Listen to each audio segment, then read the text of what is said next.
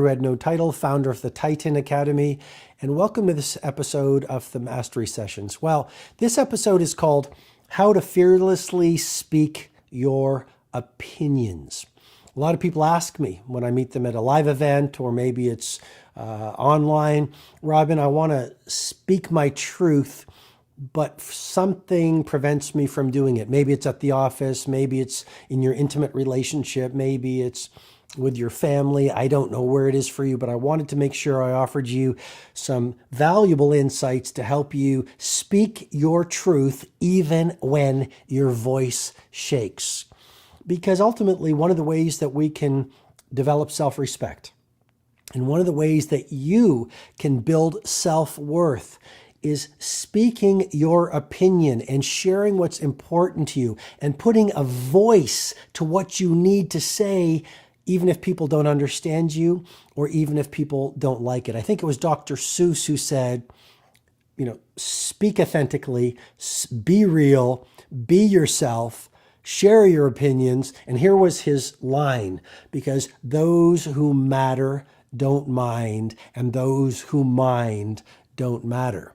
And there's a lot of wisdom. If you wanted to deconstruct that idea of Dr. Seuss, it's pretty powerful, because ultimately, I believe you can say whatever you need to say so long as you say it with respect. And so if it's with your intimate partner and there's something that's bothering you, but you want to say it, first of all, when you say it, it's like you release a pressure valve. You know what most people do in any relationship, they swallow what they need to say, even though it's incredibly important to them. And here's what that does in your professional relationships and in your personal relationships. Every time you swallow something you know you needed to say so that you're clear, it builds up.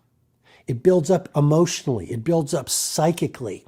And it eventually, that pressure builds up, and eventually it will come out in conflict. It happens at the office. There's a teammate and you don't say something like, here's what bothers me, or here's what I need to say, or here is my opinion. Over time, the wound will fester and it will damage the relationship. And I've seen it so often in home relationships, in personal relationships. A little thing that could have been handled, like, I didn't like the way that you said that to me, or I wanted to go to do this on the weekend, but you wanted to do that, and I really didn't feel heard. And rather than just saying it, because most of us don't know how to say it, they don't teach us how to communicate at world class in school, we swallow it. Because human beings don't like conflict. Because we're tribal. And I don't want to get into, the neuroscience and the psychology of tribalism, but we're tribal. That's how we survived thousands of years ago. And so now we do have an instinct hardwired into us not to have conflict, because we want to fit into the tribe to survive.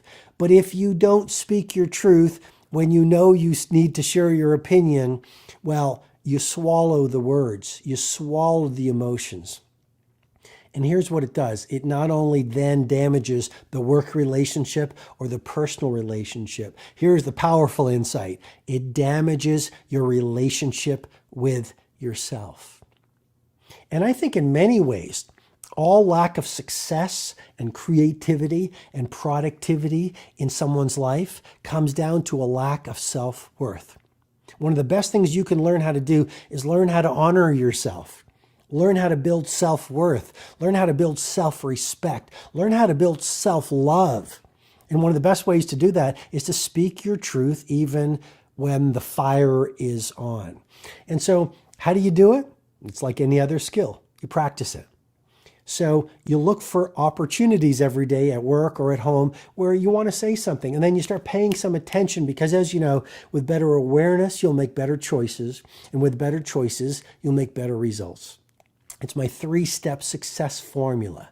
Write about it in your journal so you can really build awareness around it. With better awareness, step 1, you'll start making better choices. And with better choices, of course, you're going to see better results.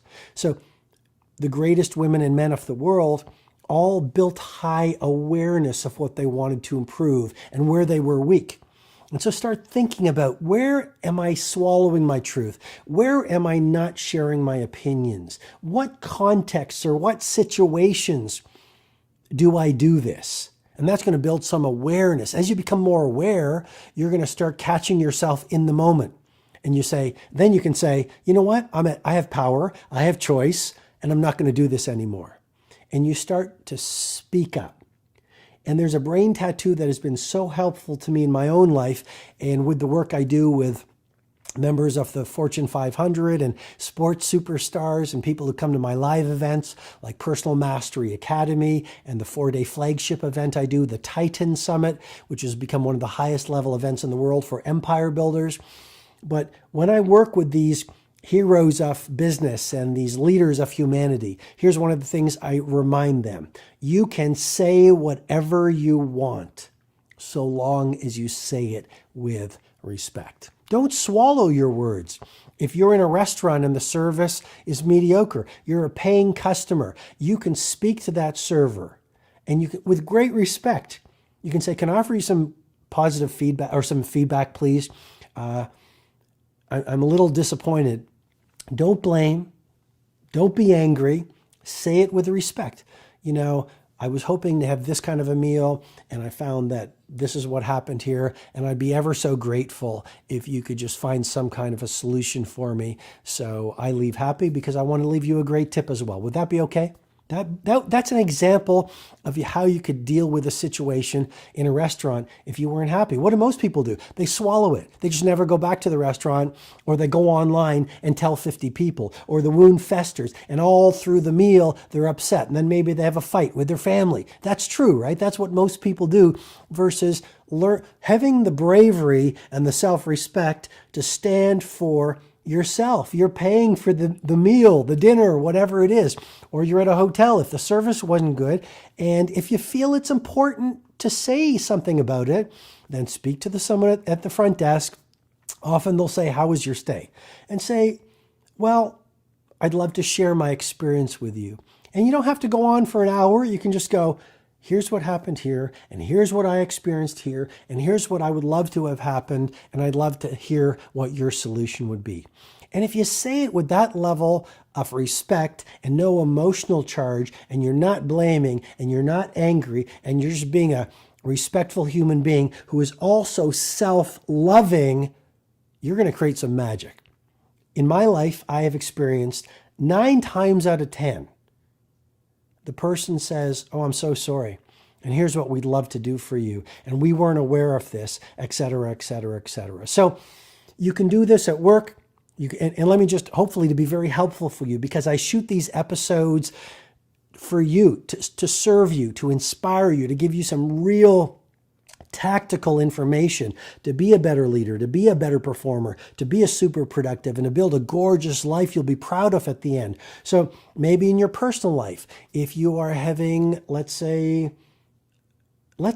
one of your children, or let's say someone in your family is sort of rubbing you the wrong way, usually at the dinner table, or maybe it's at a family gathering, you don't say anything. Why don't you say this? Hey, so-and-so, can I have a few minutes to chat with you? And then you go off into a private place, because you never want to do this in public. You always want the other person to save face. And you say, hey, you know what? Here's what I've been feeling. That's a great line. That's a great verbal cue. Here's what I've been experiencing in our relationship. And I really care about the relationship. And it's making me feel angry. And I'm feeling really disappointed. This is really powerful. This shows someone who not only loves the relationship, and the other person, it's showing someone who respects themselves. And so you say, here's what I've been experiencing, and it really hurts me, and it disappoints me. And sometimes I feel really angry, and I want the relationship to last. Is there a way that we can find some solutions so I don't feel like this, and whatever? What do you think about it? And that gives the other person the space to say, well, I had no idea, or thank you for letting me know, or, well, I'm upset too, and here's what I feel, and here's what I've been experiencing, and I'm frustrated about this. And then you can say, wow, I didn't know that. And it's hard, and it takes bravery. But if you practice it, you get stronger, and you learn to be a better communicator.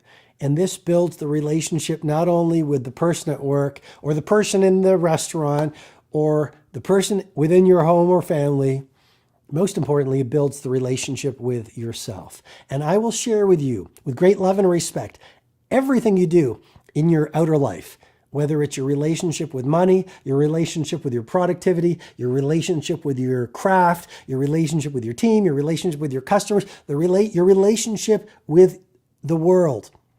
All of those external relationships depend on one thing: the relationship you have with you. Honor that relationship first. I call it the primary relationship of personal heroism. That's the relationship you have with yourself. Tend to that, because every other relationship depends on that. And so when you speak your truth when you're scared, when you speak your opinion when your voice shakes and it's difficult, that's a high act of honoring yourself. You'll build self-worth, you'll build self-respect, you'll get more individual power, you'll feel stronger, and every other relationship in your external world will rise as a result of that. So I hope this jam on speaking your truth and sharing your opinion in easy situations as well as difficult situations has been tactical and practical for you. And here's what I want you to do. Over the next 24 hours, I'd like you to share this episode with 3 of your friends, so you elevate their lives as well, and so that you build the relationship with those 3 friends. Secondly, I'd like you to start a conversation with those 3 friends about what you learned in this episode. I don't want you to just watch the episode. I want you to study the episode. I want you to master the episode. And that comes through practice. It doesn't come from just watching